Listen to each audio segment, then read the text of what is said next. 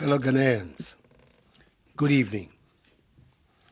9 days ago, I came to your homes and requested you to make great sacrifices to save lives and to protect our motherland. I announced the imposition of strict restrictions to movement and asked the residents of the Greater Accra metropolitan area and Kasoa and the Greater Kumasi metropolitan area and its contiguous districts to stay at home for 2 weeks in order to give us the opportunity to stave off this pandemic. As a result, residents of these two areas had to make significant adjustments to our way of life, with the ultimate goal being to protect permanently our continued existence on this land.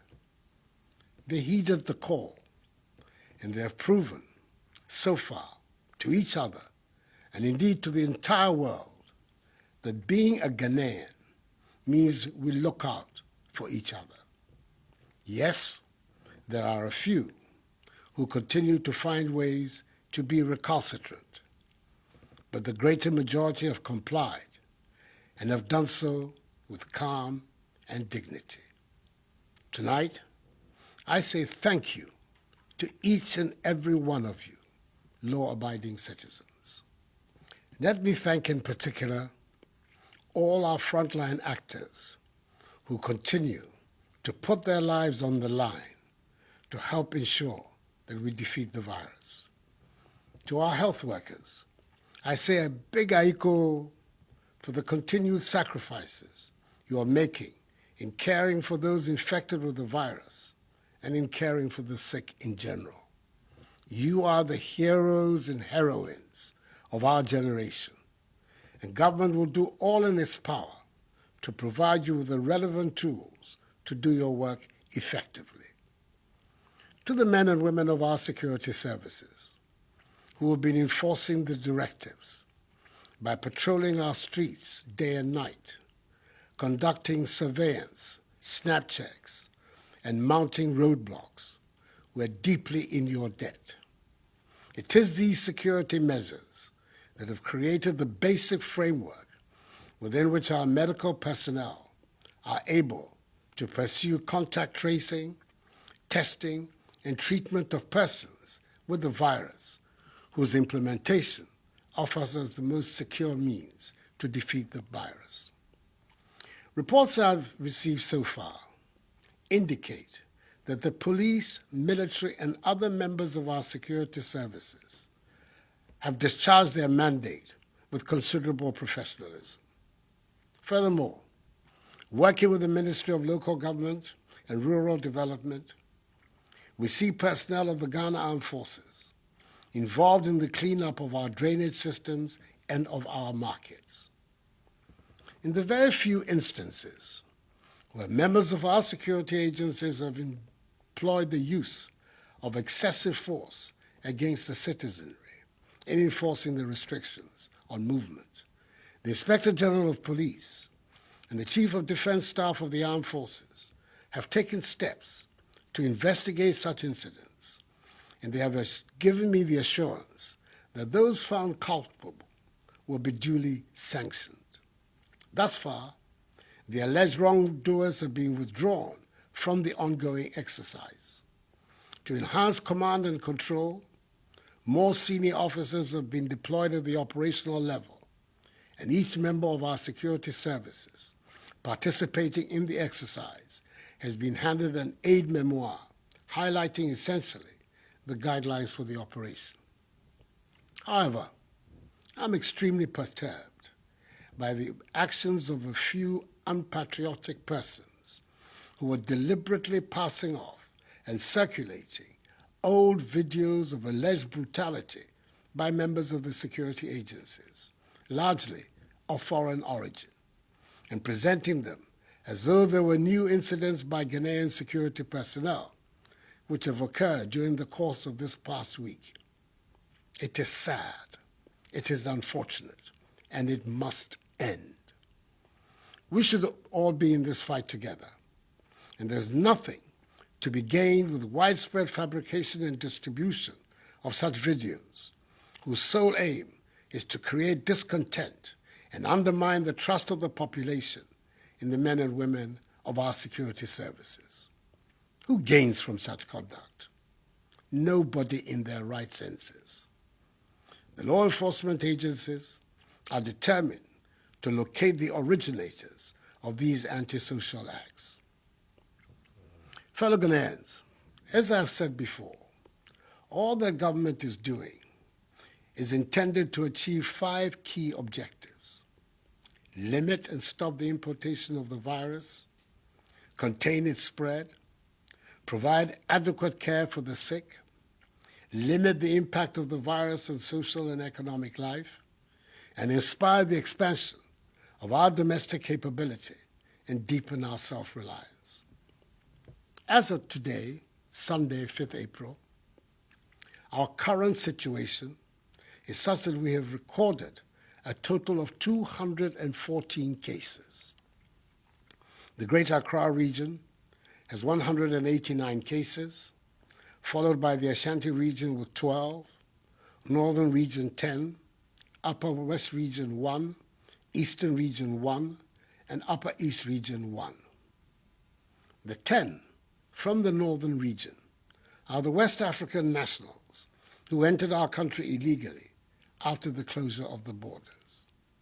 In total, 3 persons have fully recovered from the disease, 49 persons have been discharged from treatment facilities and are being managed from home, and the remaining 155 are responding to treatment. 2 persons are moderately ill, and 5 persons, as I said before, have lost their lives. Of the 1,030 travelers who were mandatorily quarantined and tested on their arrival in Ghana on the 21st and 22nd of March, 79 were initially found to be positive, and appropriate arrangements were made for their isolation and treatment. Subsequently, after 12 further days of quarantine, 26 other persons were found to be positive as a result of their second test, bringing the total number of those found to be positive to 105, all of whom have been isolated for treatment. Of the remaining 925 persons who have undergone 2 tests and found to be negative, 804 have been released from quarantine to join their families. The remaining 121 are, as I speak, in the process of being released. I want to thank all of them and their families and loved ones for their understanding and cooperation with the stringent procedures the government was forced to deploy in the public interest. Efforts also at contact tracing have been ramped up over the course of the past week. Indeed, for every confirmed case of COVID-19, all the contacts have been listed, monitored, and tracked. Additionally, in the home or place of work of a confirmed case, all persons, be they at home or at work, have been tested whether they had symptoms or not. Within the locality or neighborhood of a confirmed case, the opportunity is also being provided for persons to undergo voluntary testing to ascertain the extent of community spread. We are thus about to enter a critical phase of our fight in the coming week, as the Ghana Health Service is due to receive the results of some 15,384 out of 19,276 persons who have been reached through contact tracing. It is the results of these tests that will determine our future course of action. Government's policy and measures will continue to be driven by the science in this matter. The Ghana Academy of Arts and Sciences and the Center for Scientific and Industrial Research, CSIR, are now partnering government in the struggle. I met with their representatives on Friday and arranged with them a mechanism for the realization of this partnership. The nation and I appreciate their involvement.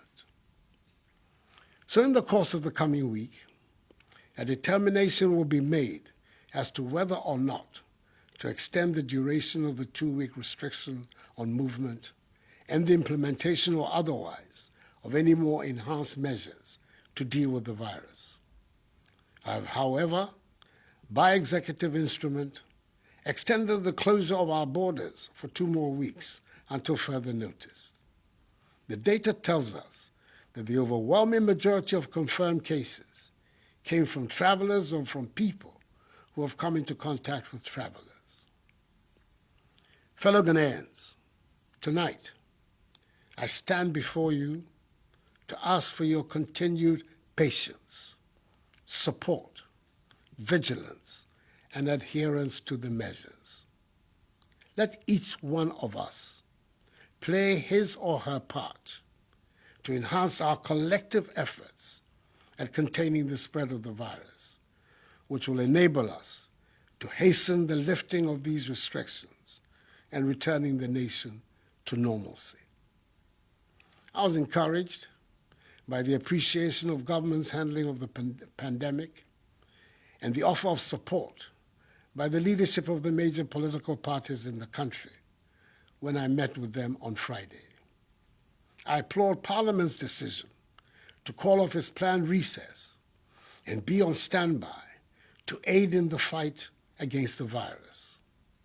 I thank staff of the University of Ghana's Noguchi Memorial Institute for Medical Research, the Kwame Nkrumah University of Science and Technology's Kumasi Center for Collaborative Research, and the National Public Health Reference Laboratory of the Kolebu Teaching Hospital for the solid work they are doing for Mother Ghana.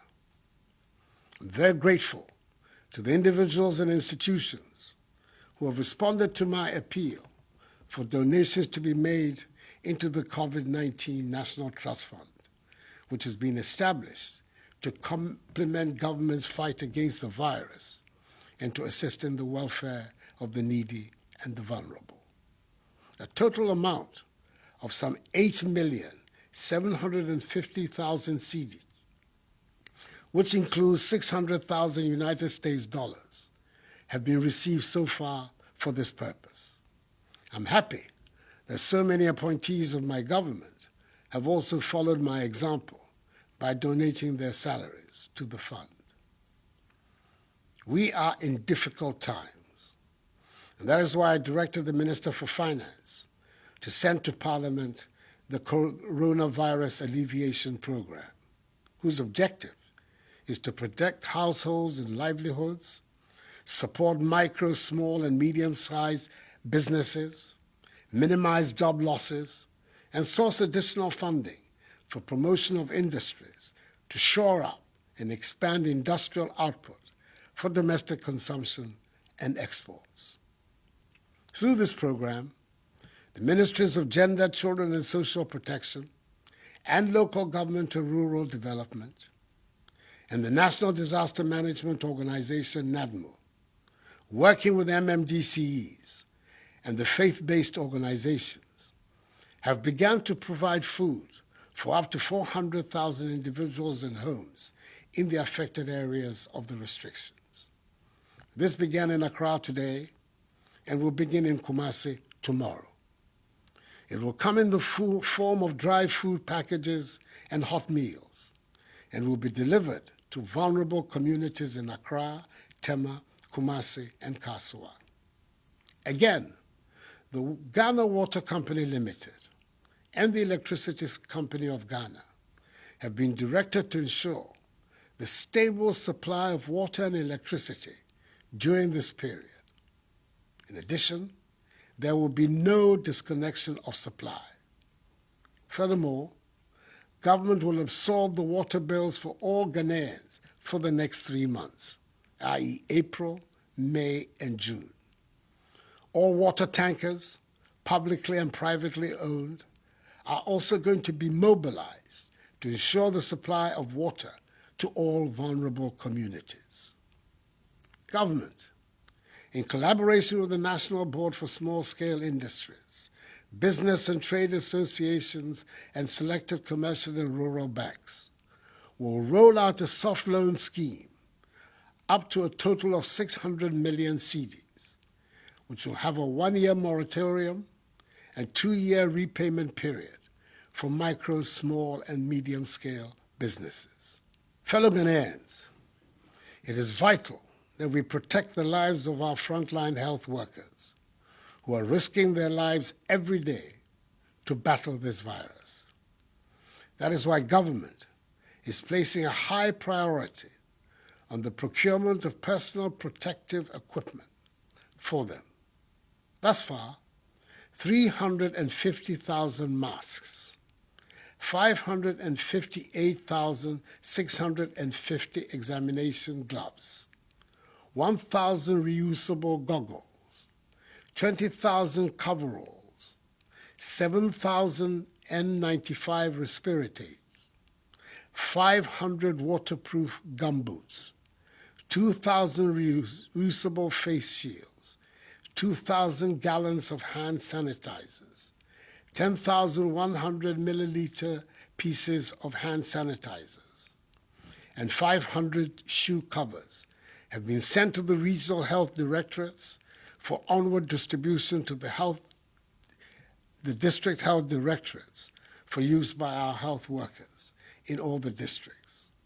That the Minister for Health is ensuring that they reach the health workers. This notwithstanding, government is aware that more needs to be done, especially in the face of the global shortage of PPEs.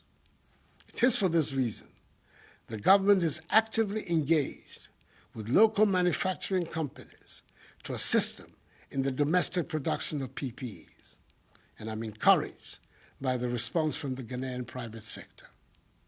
Domestic production of face masks, head covers, surgical scrubs, and gowns will commence from Tuesday. For example, 3,600,000 face masks will be produced domestically with an output of 150,000 per day.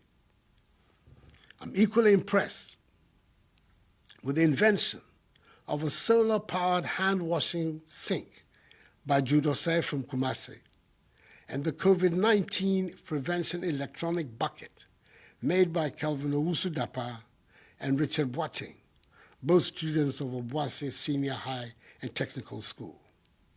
Necessity, indeed, is the mother of invention, as the Ghanaian sense of enterprise and innovation is beginning to be felt. An insurance package with an insurance sum of 350,000 cedis for each health personnel and allied professional at the forefront of the fight has been put in place, with a daily allowance of 150 cedis being paid to contact tracers. Government has also decided that all health workers will not pay taxes on their emoluments for the next 3 months, i.e. April, May, and June. Furthermore, all frontline health workers will receive an additional allowance of 50% of their basic salary per month, i.e. for March, April, May, and June. The March allowance will be paid alongside that of April. The Ministry of Transport is also making available, for free, Ayalolo buses to convey health workers in Accra, Tema, Kumasi, and Kasoa to and from work along specific routes for the entire duration of the restrictions. I'm happy that operators of public transport, such as trotros and taxis, are largely adhering to the admonition to observe social distancing in their vehicles. Each one of them should do so.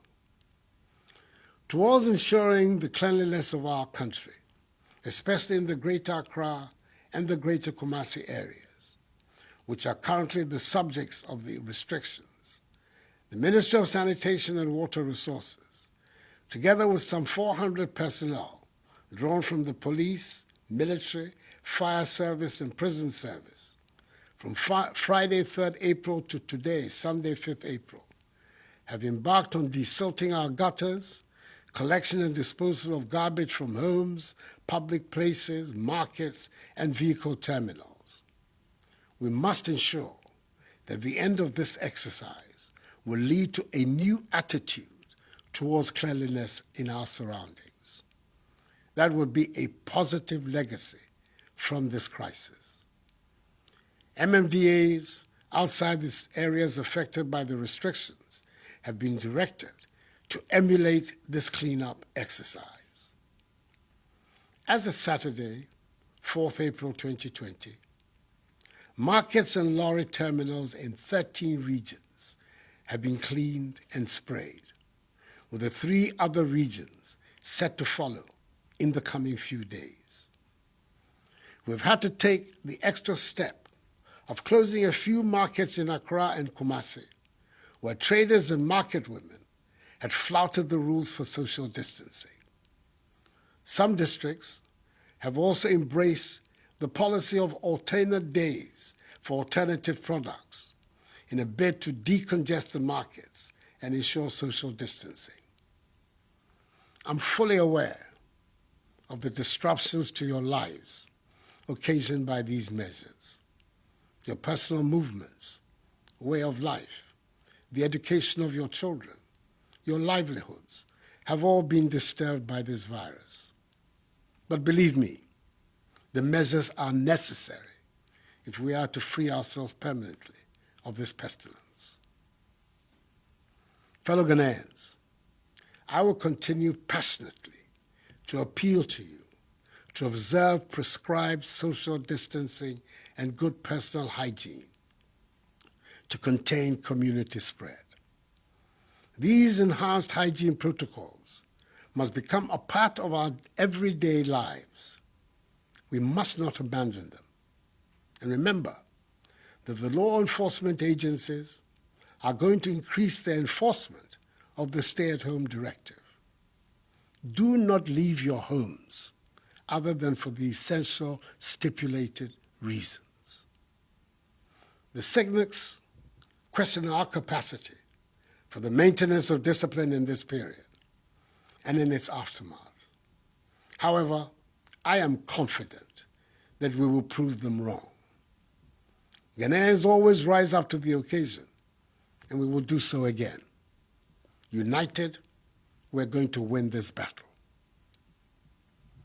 I'm privileged to be speaking to you on a sacred day of the Christian calendar, Palm Sunday, which ushers in the Holy Week to commemorate the passion and sacrifice of Jesus Christ. Let his example unite all of us, Christians, Muslims, all Ghanaians, in our care for each other and in our resolve to overcome this challenge. This too shall pass. Together, let us ensure that the scourge of this virus becomes nothing but a temporary blip on the fortunes of our nation. And we will go on to realize the vision and aspirations of our forebears who envisaged Ghana to be a free, democratic, prosperous nation, the beacon of freedom and justice, the Black Star of Africa, the harbinger of a new black civilization in which the dignity and prosperity of black people everywhere are assured. May God bless us all and our homeland Ghana and make her great and strong. I thank you.